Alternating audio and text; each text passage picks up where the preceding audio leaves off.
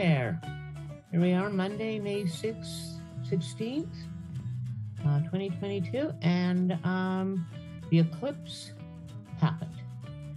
I had no opportunity to observe it where I was at because we had way too heavy of a cloud cover. But I hope some of you are getting pictures of it from friends or other things. Got friends in Alberta that sent me some pretty amazing pictures where it was where they were nice and clear.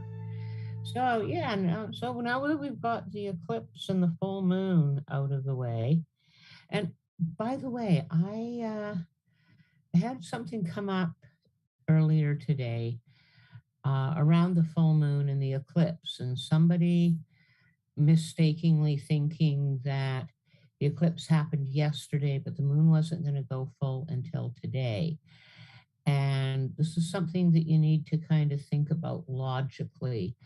Eclipses happen on the full moon if it's a lunar eclipse, and they happen during a new moon if it's a solar eclipse. And if you think about the conditions that make the moon appear dark, as in a new moon, or really bright, as in a full moon, you realize it's all to do with relationships between the position of the sun, the moon, and the earth. And so it's a simple matter of physics. You can only have a lunar eclipse during the time that the moon is going full. So always, always, always you will coincide new moon with solar eclipse, full moon with lunar eclipse.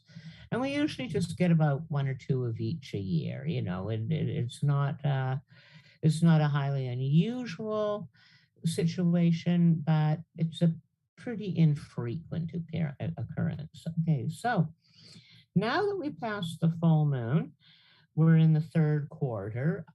Planting can get a little trickier.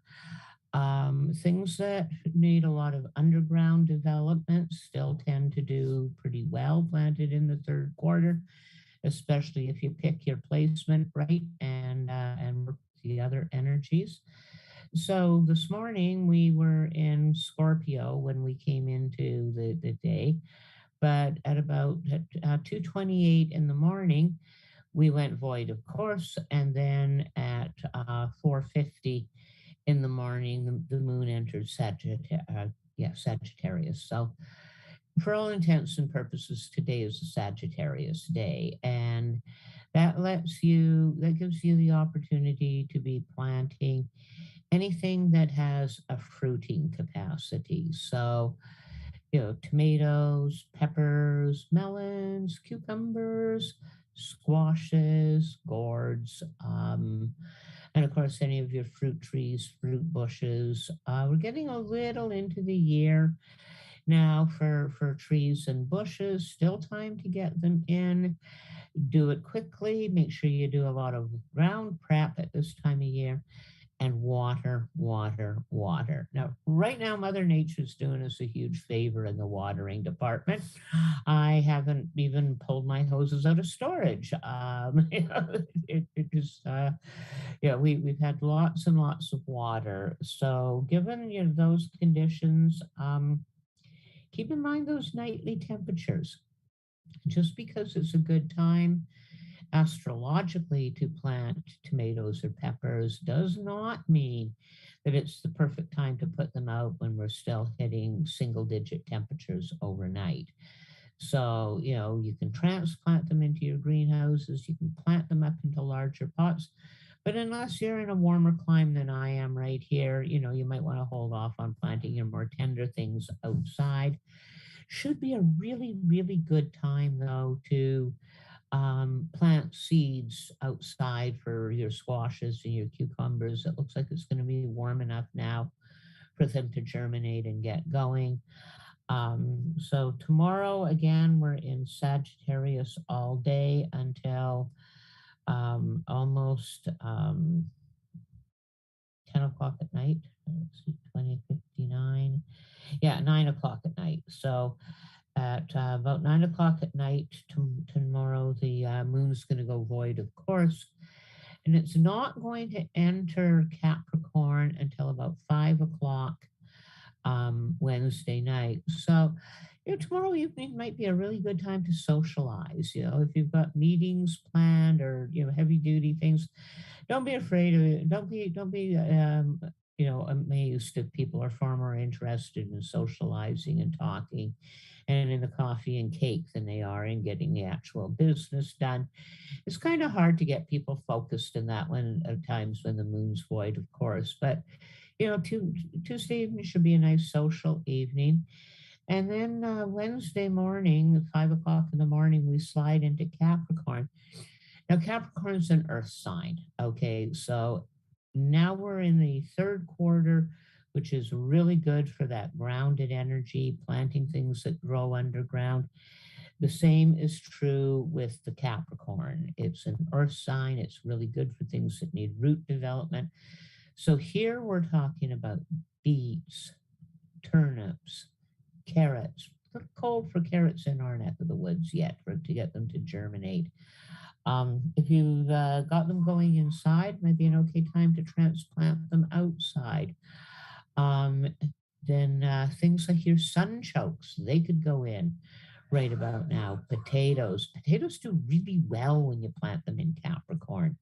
Nice earthy sign, nice earthy vegetable. So, really pay attention to those things, those underground developers, make sure that the ground's well worked. And, we've got a lot of ambient moisture going on right now, so you shouldn't have too much trouble. You might even have to wait for a day, for a point in the day where the ground's a little less soggy and wet. Now, that Capricorn energy carries right on through to Thursday. The moon's in Capricorn absolutely all day Thursday. And Friday, it enters in Capricorn, but it very rapidly goes void, of course, at almost 5 a.m. And about an hour later, it moves into Aquarius.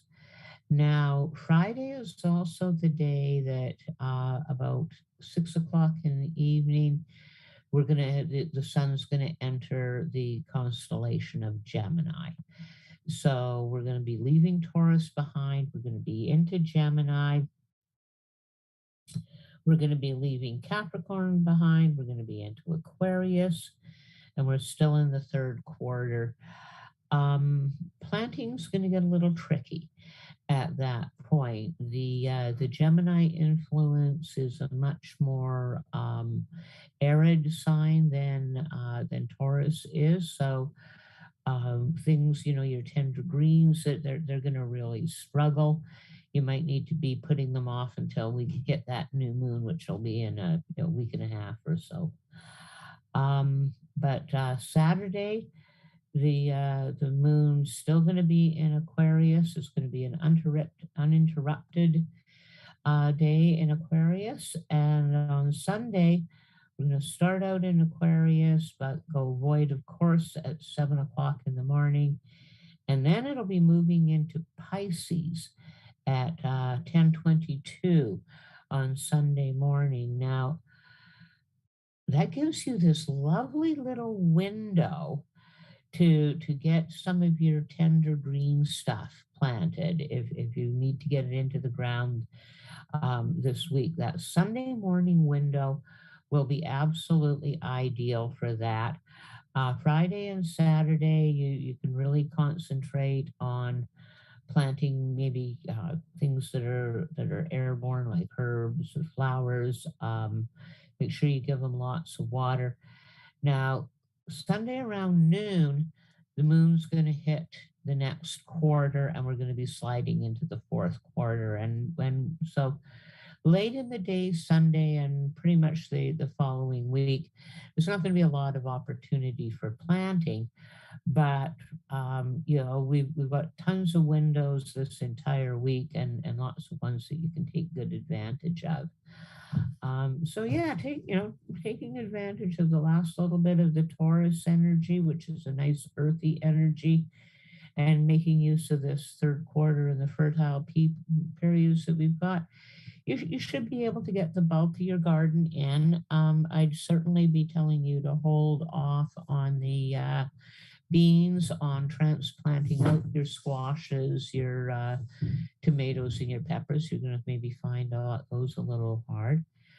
The workshops, the garden gather workshops that we've got going on in 3 different locations here in the Shuswap watershed are going really, really well. We've had some really good times with them, and people are picking up on a lot of ways that they can gather the food that is being freely offered at this time of year, and how they can prepare to plant and grow more food so that they can better take care of their friends and family, and in these really unpredictable times. So, if you're at all interested in a little bit more hands-on learning, we've got some spaces still open in all 3 of the workshop locations. And then, of course, we put a lot of things up online, and we post a lot of stuff. And last time we were in the garden, we took a really close look at what early dandelions have to offer, a little bit step beyond just the greens that all of us know that you have to get those before things flower. For a lot of people, once the dandelions are hard for them to recognize until they flower.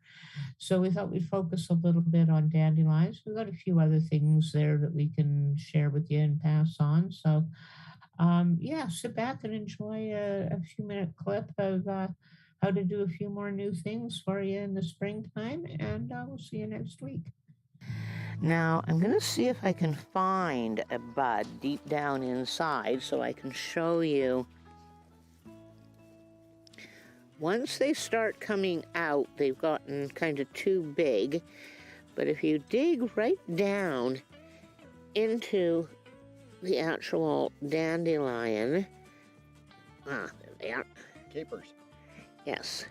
If you dig right down into the bottom of the dandelion, before they even come up, you can dig out these little buds and you can make dandelion capers with them. You put them in a pickle brine and they are absolutely fabulous. I actually... Hey. Cool. Yep. Mm-hmm. Now, you can also gather the dandelion petals. This is the time of year that you gather them if you're going to be making dandelion wine. And you'll see you've got this little green here and the sap. Well, that's where your bitterness comes from. So when you make dandelion wine, you pick off the blossom and then you gather as much of the green as you can. And you pull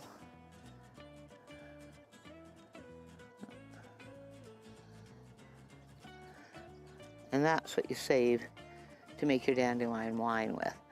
Now you can also put that in, we had it in shortbread the other day. We did, it was yummy. Yeah, it was very yummy.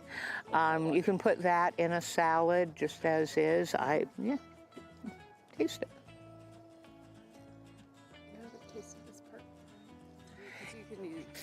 This is some of the healthiest chickweed I've seen in a long time, Michael. Yeah, I didn't plant it there, believe me. Yeah. Well,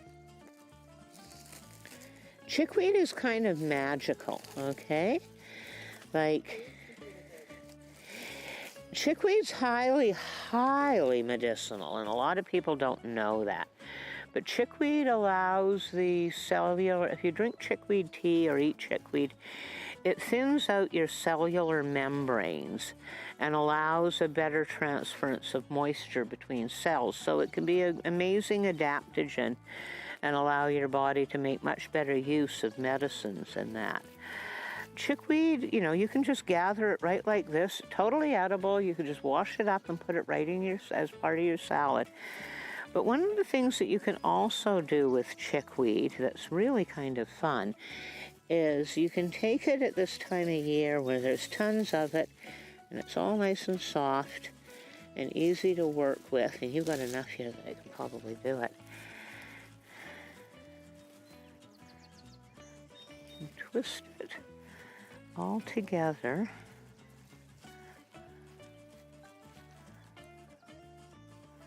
I got a bit of grass in there, but I don't think that's going to mind it in the long run.